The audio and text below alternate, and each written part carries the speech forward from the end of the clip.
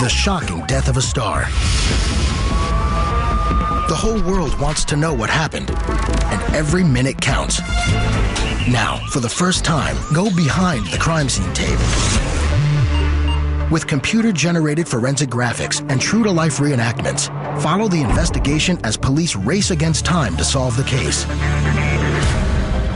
In this episode, Tupac Shakur, rap superstar at age 25, brutally gunned down on the Vegas Strip. The arm came out of the back door, and it started firing into Tupac. Learn how doctors helped Tupac fight for his life. He's had a right lung removed, and he remains in critical condition. And how police missed crucial chances to find the killer. Police made so many mistakes during the investigation, it's difficult to catalog them all. Go deep inside one of the most notorious celebrity shootings in history. There's a lot of truth to be told and questions to be answered regarding that night. Next, on Famous Crime Scene, Tupac Shakur.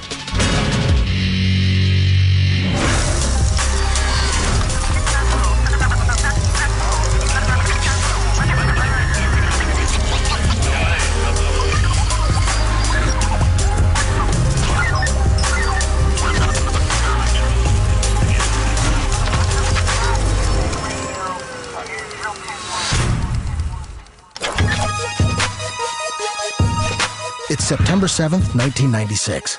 Tupac Shakur is in Las Vegas with Suge Knight, head of Death Row Records, to attend the Mike Tyson-Bruce Seldon fight at the MGM Grand. We were sitting ringside watching the fight, and Mike Tyson and Seldon steps into the ring, the bell ding ding, and 50 seconds later the fight was over. Mike knocked him out in the first round. Tyson and Pac were, good friends. So we was in a pretty celebratory mood. Don't believe that! 50 points is uncountable. So we proceed to leave at this time. We're going down Las Vegas Boulevard trying to get to my club. At the time, it was called Club 662. We were directly behind Suge and Pac, and in our car was Frank, the bodyguard, and two guys. They were going to a party. They sort of were cruising to get there. They had some time. New York, LA, just the West Coast. I want the East Coast too. And these gals are in one car, and they turn and talk to them. He had said, "Hey, Tupac, where you going? Where you going?" And he was like, "We're going to the club over to 662. Go over there." The convoy hits a red light at the corner of Flamingo and Koval. Two cars stop in front of the vehicle carrying Suge and Tupac. Tupac's bodyguard pulls up directly behind. With Suge and Tupac focused on the women on their left, they don't notice the late model Cadillac pulling up on their right. So now it's completely blocked in, and there's absolutely nowhere for him to go. The arm came out of the back door, and it started firing into Tupac. Bang, bang, bang, bang, bang. And once it stopped, all you saw was all of this smoke going up in the air. It definitely seemed like everything slowed down, and I just remember thinking, man, they shooting forever. And the car just took off. I grabbed Pac, I pulled him down. I got shot in the head with I still got 45 bullets and inches to my skull. Shots fired. I repeat, shots fired. Possible victims. This unit in pursuit of vehicle. Need assistance. Leaving the vicinity of Koval and Flamingo, proceeding westbound. Two bicycle cops, they hear this boom, boom, boom, boom, boom, lots of shots fired. So they take their bikes and call for backup. I had actually jumped out of the car and ran up to the back of the BMW because I thought that they were dead. There was absolutely no way in the world that these guys were alive. They had to have been dead. Too many bullets had gone through that car. Well, to my surprise, the car made a U-turn. So I ran back, jump in the car, and make a U-turn as well. Both bicycle cops take off and follow Suge. Meantime, Cadillac gets away without anybody knowing. Suge was jumping mediums and blowing his tires and frantically trying to get away. How that car was even driving is amazing. Okay, amazing. His car actually came to a stop at Las Vegas Boulevard in Harmon. And the center of the Las Vegas Strip became the main scene. The cops arrived on the scene. They didn't know what had happened. They saw this shot up BMW, screaming glass, blood. They pulled everybody, including Suge, out of the car, and Suge didn't want to get out because he wanted to stay with Tupac because he was injured. At that point, Tupac was still conscious. The police didn't know whether he'd been shot or whether he was involved in the shooting. I get out the car, I tell the police, I'm saying, hey, slow up. They got the guns drawn out on us. I'm saying, look, I'm shot, he shot, slow up. They said, you want to get shot again? Hey, be quiet. There's a lot of police all over the strip. They came out in full force. Oh, we need an ambulance. Get out right now. Don't move. Suge was on the ground, and I said, that's the CEO of our record label. He's a victim here. So the police let Suge up off the ground, and Tupac was still sitting in the BMW. And for whatever reason, the door wouldn't open from the outside. They couldn't get Pac out the car because they didn't know how to open the door and take the seatbelt off, so I did. So he opened the door, and we pulled Tupac out of the car, and we laid him on the ground. The ambulance approached, and he's laying there, and he takes a breath, and he crosses his hands just like this over his body, and he goes, and that was the last breath I ever saw him take on his own. Tupac is barely conscious as EMS workers load him into the ambulance and rush him to the University Medical Center. With the injured evacuated and the area around Suge's car secured, police begin their investigation. Harmon and Las Vegas Boulevard became the focal point for the police, for ambulances and everything. We were cuffed and interrogated right there on the Vegas Strip. We got tattoos and whatnot, so it was like, what gang you in? And they was like, who did you see? Can you give us a description? Witnesses at the shooting scene tell police that Tupac and his entourage had beaten up a man earlier that evening, supposedly payback for a run-in between the man and a member of Tupac's crew 1 month prior. After the fight in the MGM, one of Suge's homeboys came over, and he whispered into Tupac's right ear. Well, when he whispered into his ear, Tupac shot off. They ran up to this guy, and he started throwing blows at him. The rest of the entourage approached him as well, and he started, kicking him and, fighting him while he was down on the ground. Suspecting this may have been the motive for the shooting, police speak with security staff at the MGM, but they can provide no details. Security did not take an incident report because the person they were kicking and stomping on, he said no, he wasn't going to press charges, and they didn't even know who the person was other than they had his first name, Orlando. All right, we're here. One, and we're walking. It's 20 minutes after the shooting. Tupac and Suge Knight are at University Medical Center, where hospital personnel work to stabilize Tupac's condition. Their biggest problem? A bullet has passed through his right lung, causing the area to fill with blood. In order to drain it, doctors insert a tube through skin and muscle, between the ribs, and into the chest cavity. The vast majority of thoracic trauma that occurs, that's going to take care of your problem. The blood vessels will contract, the bleeding a lot of times will stop on its own, and that's all you have to do. They believed they had him stabilized, but apparently the level of internal bleeding was more significant than they realized. Meanwhile, police are on the hunt for the shooter's car. We are looking for a suspect vehicle which was described as a white Cadillac, newer model Cadillac. That's all we have on it right now. We have our crime scene analysts who's gathering evidence. The police made so many mistakes during the investigation, it's difficult to catalog them all. Number one error was why one of those bike patrol officers didn't stay at the scene of the shooting on Flamingo. You've got witnesses who might have taken off. You've got all these people, and then they're scrambling after the fact. Dozens and dozens and dozens of people drove through the crime scene by the time they closed it off. It was contaminated in every way, probably totally useless. In the 20 minutes before the shooting scene could be secured, casings left from the shooter's gun were run over and scattered by speeding cars. Some were damaged, others rolled yards away into gutters or otherwise disappeared. They didn't get any fingerprints off the casings. They weren't able to get forensics on this, and the evidence in this case was just very little. Ballistics evidence shows that the shooter in the white Cadillac Ballistics evidence shows that the shooter in the white Cadillac fired 1 bullet into the rear door, 5 bullets into the front passenger door, several through the front passenger window, and 1 into the windshield. I was dealing with the sergeant, and I was told it was a .40 caliber Glock. We're going to continue this investigation. Hopefully, we'll come up with something that makes some sense of this unfortunate incident.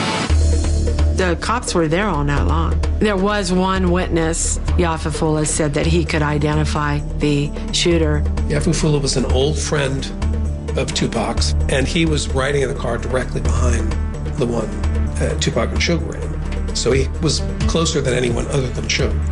Yafafullah, who was in the front seat with me, was staring out of the window. So he saw the Cadillac before it even approached the car. And he told the police right off, I saw who did it. And it's stunning to think that, okay, he said that, and they didn't say, yeah, who is it? But they didn't. They said, okay, we want you to come in and make a statement. And, you know, at some point in the future, they didn't even set a time. Detained on the street by police, Tupac's entourage are anxious to know their friend's condition. They had us sitting out on the Vegas Strip for about 2 hours. And they just let us go. Everybody went to the hospital. It was definitely worse than any of us could imagine. They had breathing machines on him. He was bandaged and everything. In an attempt to stop the internal bleeding, doctors decide to take the damaged lung out. They make an incision in Tupac's chest. Then part of his ribcage is removed, allowing surgeons access to the area. The lung is collapsed and blood vessels tied off. Then it is clamped, cut, and removed through the incision. But the internal bleeding persists, and doctors simply can't find the source. Rap artist Tupac Shakur is reported in critical condition this morning in a Las Vegas hospital. He was shot while riding along the Strip in Las Vegas. It's 9 a.m. in Las Vegas. America is waking up to discover that Tupac Shakur has been shot. Police chase down leads after working all night at the crime scenes to collect evidence. Tupac has spent the night in the hospital undergoing multiple surgeries. What are Tupac's wounds, as far as you know? His wounds are he's suffering from multiple gunshot wounds to the chest and also has a wound to his thigh. He's undergone 2 series of surgeries. He's had a right lung removed. He's back in his room, and again, he remains in critical condition.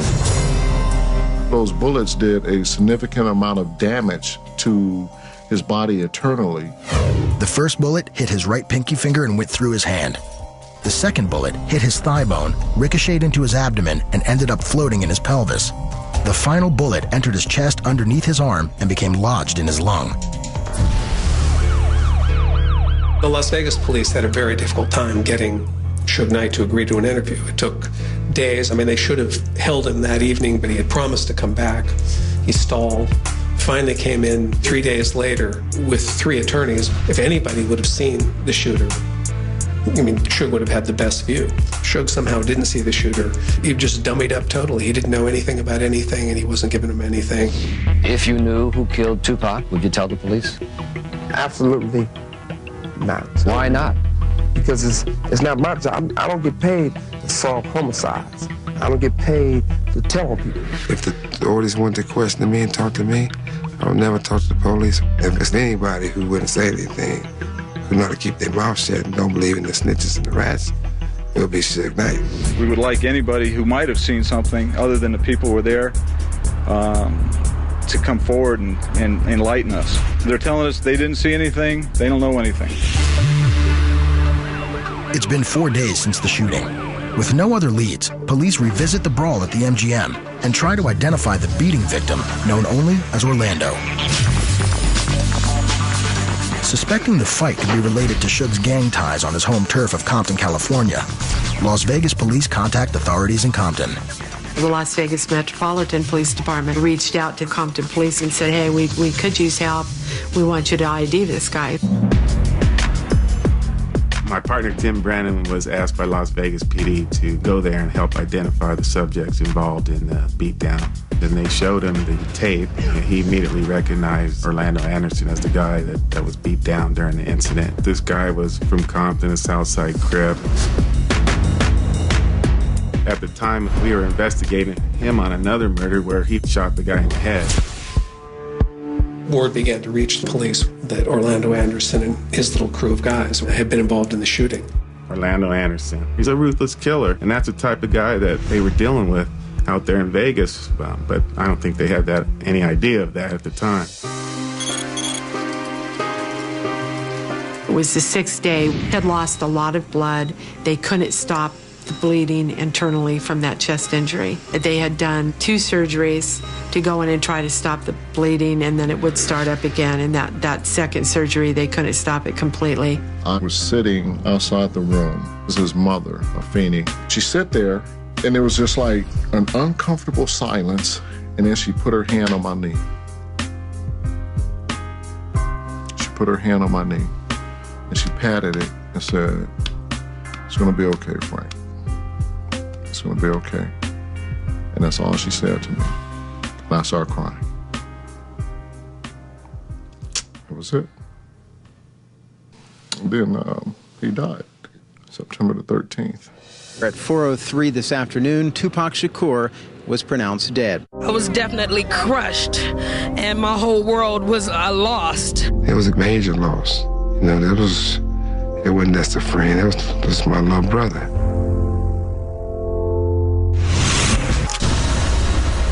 Weeks have passed since Tupac Shakur succumbed to his wounds. Las Vegas police are finally zeroing in on their prime suspect, Orlando Anderson, with an assist from the Compton PD. So my partner Tim Brannon came back, and we decided in a 2-week period to put together this massive gang search warrant. And we did this so we could help Las Vegas with their investigation. So Las Vegas police went down to Compton. One of the detectives on the case actually talked to Orlando Anderson. Orlando Anderson, he wouldn't say anything about Tupac's murder. I don't know anything about that. No, I was not involved. I mean, I'm like a victim. You know what I'm saying? I feel, you know what I'm saying, sorry for him. Vegas let Orlando go and said there wasn't enough evidence to arrest him. Basically, Compton police felt a little bit frustrated. They were convinced that there was enough to charge and convict Orlando Anderson of the murder, but they could never get the Las Vegas police to file. Other leads also run dry. After speaking with officers on the scene, the police's main witness, Yafu Fula, had said he would give a full statement to detectives, but promises to meet with the police are never kept. And 2 months later, Fula is shot in the back of the head. Yafu Fula's murder is the most troubling because it happened so quickly, and he was the best witness. Without having any witnesses or anyone being able to identify the suspect, it's essentially impossible to solve this thing. For 2 years, Las Vegas police struggled to crack the Tupac case. Then, another setback. Their only legitimate suspect, Orlando Anderson, is murdered in an LA shooting, leaving them with virtually nothing. As for other theories, from the beginning, rumors have circulated that Tupac's rap rival Biggie Smalls ordered the hit, or that Suge Knight may have been behind it. There are a lot of conspiracy theories, one of which is that Suge Knight ordered the hit because reportedly Tupac was going to leave Death Row Records. I don't know if I buy into that. I think it would be pretty brazen and risky to be in the same vehicle with the target of the hit. If somebody said that I had something to do with it, I didn't take it as a point where it bothered me. I took it as a point where that got to be the most stupidest mother in the whole wide world. Ultimately, Las Vegas police dismissed the theory that Suge had Tupac murdered. Some question the department's desire to solve the case at all. I was told by LAP detectives that when they went over to Las Vegas to talk to them, that the Las Vegas cops told them privately, look, we've been told that they don't want us to solve this crime. I was told by our higher up at Metro that it would be bad publicity having all these hip-hop people coming in for a trial. I think it goes beyond it's bad for tourism. I don't know. Somebody didn't want to solve it and it didn't get solved. Well over a decade later, the Tupac murder remains unsolved. And without fingerprints, eyewitness testimony, or the murder weapon, there's little hope police will ever officially solve it. When asked for the official comment on the case, Las Vegas police will only say, quote, "It remains an open investigation." He had something to say. He had a message to deliver, and he was going to get that message to the world one way or another, you know, through life or death. There's a lot of details, a lot of truth to be told, and questions to be answered. We called him that night. I think at the end of the day, everybody needs some type of positive closure.